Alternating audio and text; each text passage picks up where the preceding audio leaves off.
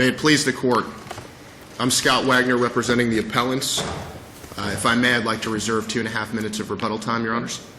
I hope to discuss this morning why the lower court legally erred when it denied the appellants or the plaintiffs' motion for class certification on limited issues.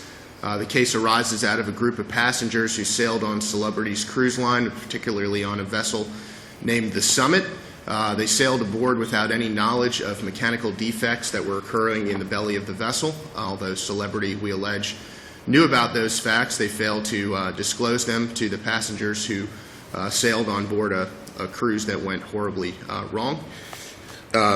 We'd like to challenge specifically the findings on numerosity and typicality and commonality and fairness, and we think that all those points are raised in our brief and that all of them... You have to win on every one in order to get a reversal, correct? We sure do, Your Honor, and I think that's one of the issues. But I think... And you also have to win on common sense. I presume we would. I think the inherent probably in all the decisions are probably a common sense. You want two issues, and then you want after you get class certification, and then you win on the merits of those two issues. We still have 120 cases to go. It's really actually... Is that correct? Well, yeah, it'd be more than 120 cases. In fact, it would be a lot. And the measure of damages for each of these cases, how much each passenger was inconvenienced by the fact that the cruise took longer. Would there be a set-off for the fact that you could get free meals during the lengthier period of time? Maybe you would rather be on the sunning yourself on the cruise line rather than for a longer period of time, and you got free time. I think the court is 100% correct on that issue. I think the issue of damages is highly individualized. We can see that. I think the issue of... What is the purpose? I mean, even assuming that the small claims court, or if there is a tiny claims court, would recognize each of these individual claims, what is the purpose of... What is the purpose of this case? We all know the underlying purpose of this case, which is the purpose of the class certification issues are to, I think, segregate and create a dichotomy between those that are common to all the passengers. You wanted binding determinations on a number of the liability issues, and then many trials on all the... Sure, I think those things could be, in fact, done by a special master at the damage level. But I do think that on the overarching issues, Your Honors, of issues like whether Celebrity omitted a fact, what they knew about it and when they knew it, and in fact the objective standards of reliance as it relates to misleading advertising and FDUPTA claims, those are issues that I think create... I thought reliance was an individual matter. It is for fraudulent misrepresentation and for negligent misrepresentation, but not for claims of FDUPTA and misleading advertising where the courts... Isn't that negligent misrepresentation? Well, the standard, though, goes from a subjective reliance to an objective reliance. You talk about the reasonable person out there and how they would accept reliance on those issues. And I think that when you start talking about FDUPTA and misleading advertising, you actually push this claim into what I would consider to be a little bit of What's the closest case you have that sustains a class action? I think the Lattman... On the individual issues in a case which, as a whole, is obviously not a class action case. I think the Lattman and the Waters case from the Southern District of Florida and the Lattman case from the 3rd DCA are pretty much on point in that regard, because I do think there's a legal sweet spot in the class certification. I mean, there are going to be issues and times where damages are going to be highly individualized, but that doesn't mean... Here's a procedural question for you. Was this 37-page order on class certification modified in any way, to your knowledge, from the form submitted by the defense to the lawyer, to the court? It's verbatim, Your Honor. It's verbatim. Yes, Your Honor.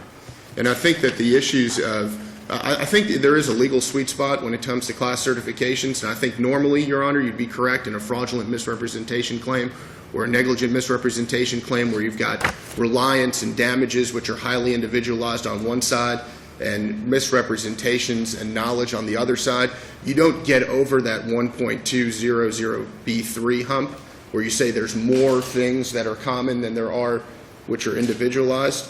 But when you start to tick off that area of fiducia and misleading advertising and you start to talk about objective standards of reliance, you actually get over that 1.220B3 hump.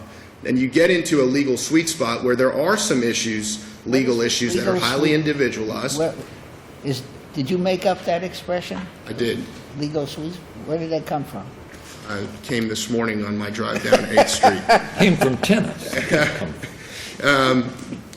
But I of do course, think we have an abuse of discretion standard that we're reviewing this under, right?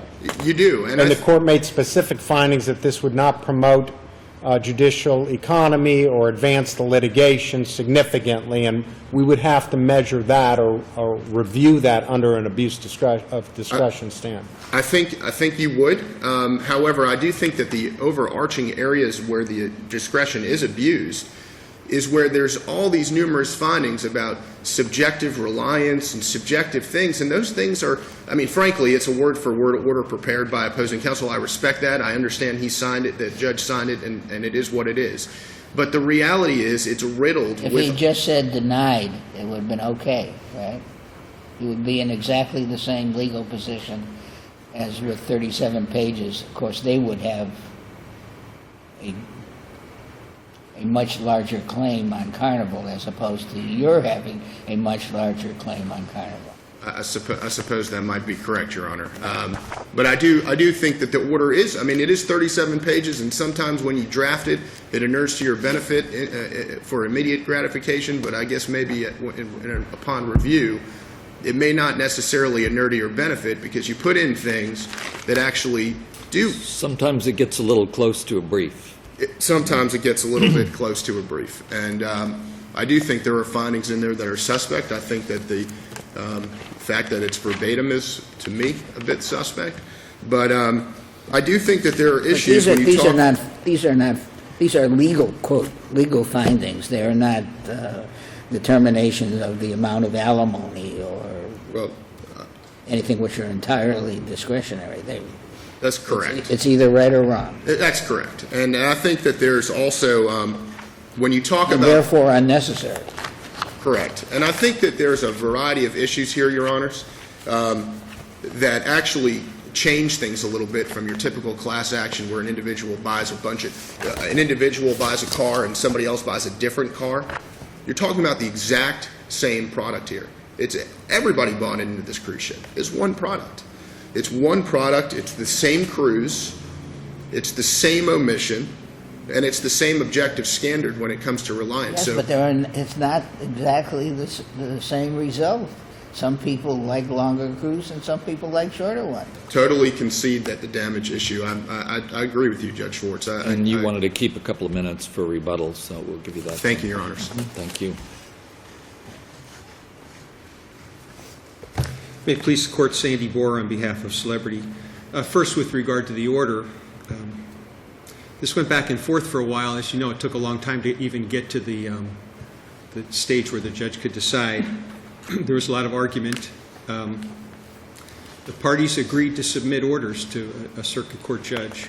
We all understand that process. I'd also say the trial courts in the state of Florida don't have law clerks. It's not fair, and often they have to look at findings. But the lawyers in California, the in-house lawyers, they keep saying, "Well, what's the recommended order?" I said, "I don't think you understand how it works here." But that said, when we see 37 pages with italicized, strident arguments, it is, I think, it raises a natural skepticism.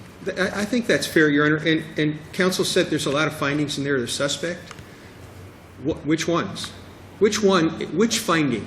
Name one finding, I say to them, that isn't supported by the record and is fairly reflected by the record. There aren't any. Everything that is in there is reflective of and reflected in the record. Counsel made, the problem we have, the problem Judge Thomas had is, everyone agrees that a judge is supposed to give sort of a rigorous analysis. And it's tough on a circuit court judge, but that's what they're supposed to do. And actually, if they gave an order that just said denied without any findings, I'd have issues there, different kind of issues. They didn't give that You opportunity. would defend that to the death, right? I would, Your Honor. If you got such an order, you would, that's all that is necessary, you would say, and anything that will support the order, Yes, you that- should indulge. And, That would be our position. Although, frankly, we'd probably go back. and you would be 100% right. But I believe that's correct, although probably we'd go back to the circuit judge and ask if the circuit judge can make findings. Well, Just because then we would come up here without a but problem. you would vigorously oppose that, of course. Your Honor, the motion was filed whenever it was filed. It was very late in the case. But no evidence was filed with the motion, and the motion was never amended. So we have a circuit judge who sees a motion with nothing filed in support of it. A long time later, we argue about it, and the appellants decide to simply dump in the record every piece of discovery that took place. And they dump it in the record. They do not amend their motion to say it's just restricted to these few issues, except an argument. They not only don't do that, but they, again, don't take any of that evidence dump and show it to the judge and say, Judge, there's hundreds or thousands of pages here. Here are some that really support our position. They don't do that at all. And in fact, this case is based entirely on advertising, promotional materials, none of which you've seen. It's not in the briefs. It's not quoted in the briefs. And Judge Thomas didn't get any of it either. That's the essence of the case. And I want to add one point on that. Mr. Hahn testified. He's one of the plaintiffs. He actually is a travel agent. He solicited some people for this very cruise using his own, it's kind of crude, but advertising. I mean, it's not in a newspaper thing, but he advertises to his group. That's not our advertising. I'm not suggesting anything's wrong with his advertising. I'm just saying that that's what this case is about. So when you get to issue certification, I think we all have to agree, and it's not just because the Supreme Court of Florida has approved it in one case. There is some value, but the value, as the Supreme Court of the United States said in the Walmart case, is not whether you have a number of common issues, although you have other issues that aren't common we have to deal with differently. It's whether it advances the litigation. Is it going to drive the litigation to a result? And the issues that they've proposed to you here aren't, and there's a lot of reasons for that. We don't have, none of us here has talked about yet, the first piece of advertising that supposedly is caused people to purchase the cruise, or they relied on it depending on the cause of action. The one set of issues, it's really one issue that they cite, is simply relates to one element of liability of one of four causes of action, all of them Florida causes of action, assuming Florida's laws apply to a cruise that took place wholly outside the state of Florida, no less than 3,000 miles away, involving passengers, none of whom was from the state of Florida, and involving advertising, none of which apparently was in the state of Florida. And there are lots of cases, and we cited some, where point-of-sale advertising and FDUTPA come together, and it requires you to look at where the point of sale was to determine what the law is. And we say that that's one of the problems you have here, in that this issue that they want to talk about, which is before we address any of the merits of this, just isn't going to get you anywhere. Causation is all individual. This isn't the type of case like Latin.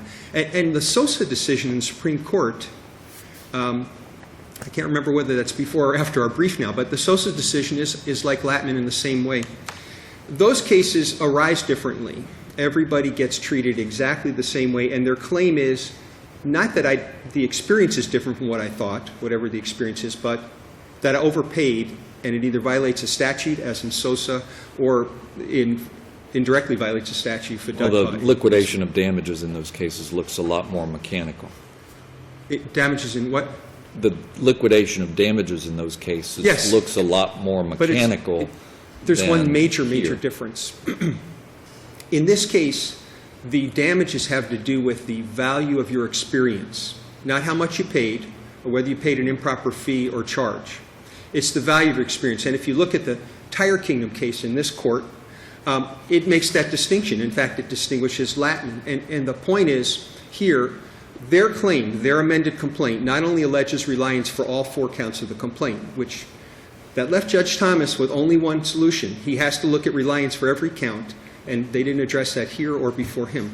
But in addition, we put in the record, for certification purposes only, to show that some people really enjoyed the cruise.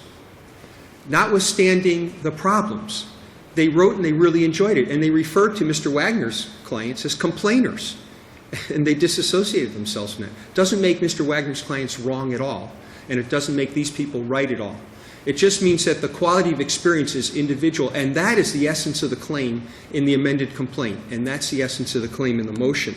So we think that although in some cases issue certification would be a good idea, it has to drive the litigation. In this case, it's not going to drive any litigation. It's not going to drive anything. We believe that there are, unfortunately, lots and lots of individual issues based on the amended complaint and the causes of action. But even before you get there, I really do not believe that Florida law ultimately would be chosen in this case. And when we go back, there's going to be roughly 100 people who are still suing. But I don't believe it's going to apply when none of them had any contacts with Florida, and the only contact is celebrity. But we make a lot of points in our brief. I think the point is Boy, critical. do you. Pardon? Boy, yes, that's an understatement. Would you like to rely on your brief? Yeah, at Would you this like point- to rely on your 37-page brief? Our brief was longer, Your Honor. You meant the other 37. Those points are subsidiary to the point I just made about why issue certification just doesn't work here. Thank you. Rebuttal? Thank you, Your Honors.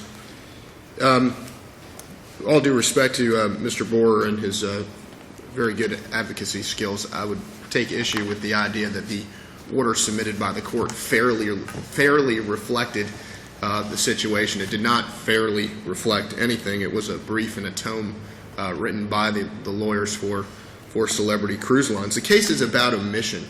It's not about express misrepresentation. There are those who have said that an appellate opinion is an instrument of advocacy, is in fact a brief in which the court attempts to justify and to explain why it is that the result it has reached is correct.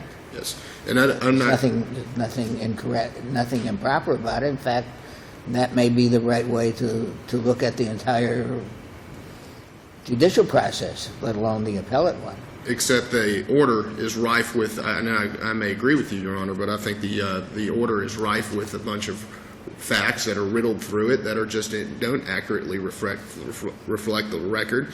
It's just advocating. And the case is about omission. I do think that it would be incorrect to focus on express misrepresentations in advertising and how that affected people, because it's not about individualized reliance. Mr. Borer has said that I dumped in a bunch of evidence. Well, I asked the court to admit it. They said no objection, and the court said these things are admitted. I mean, I guess you could characterize that as dumping in evidence, but it's putting evidence in the record. And the only record evidence that's really required for this court to analyze with regard to these claims that we're asking for class certification are as follows: that these plaintiffs were passengers, ticketed passengers aboard this cruise. The rest of the stuff that the Celebrity Cruise people are trying to point out are all issues we're not asking to certify. Things like individualized reliance. We're not asking the court to certify that. Damages, we understand. There's highly individualized damages. Highly individualized damages alone do not preclude class certification. It's a lot easier to say yes, class certification, when the application of damages are mechanical. But it's not judging the ease or difficulty of establishing the propriety of a class certification as to issues is exactly what the judge is supposed to do, to determine whether it's so easy that it's worthwhile to do it. It forwards the litigation as a whole enough to make it worthwhile to do it, et cetera, and he has done it. On the issue of damages, I totally agree with you, but I don't think it's fatal by having It individualized doesn't have to be damages. fatal. You have to show that it's a good idea. And that's where I think the third element of objective standards come in. I think that's where the analysis needs to be. If you can rely heavily, we concede damages are individualized. But the issue that I think pushes us into a I mean, it's very good that and very forthright of you to concede away most of your case, but if you do, you must take the consequences. well, I think we're not. You know, it's fine, And that it's Judge very Schwartz, I think- candid and great, but that you can't have it both ways. And I think that's exactly what it is. We are conceding that issue, but I would take issue with the idea that we're conceding away most of our case. In fact, I think most of the case has to do with individualized issues. I mean, excuse me. I'm talking about your non-individual. case. I'm talking about your case in this court as to whether there should be class certification as to particular issues. And I think, I mean, it would be foolhardy for me to come in here and tell you that the damages are not individualized. They are, but the other issues which outpace that, I mean, to But require that's the whole point. Whether they outpace it or not. That's a discretionary ruling, is it not?